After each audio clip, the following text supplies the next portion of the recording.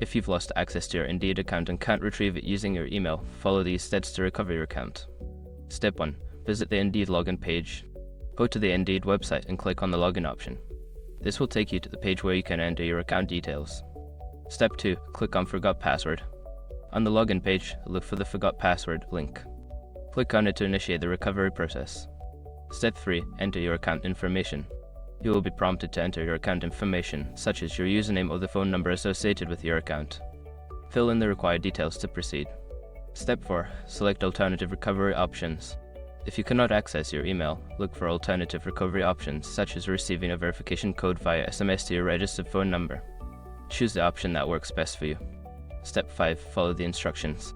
Once you receive the verification code, follow the instructions provided to reset your password. After successfully resetting, you should be able to log into your account. If you continue to experience issues, consider reaching out to Indeed's customer support for further assistance.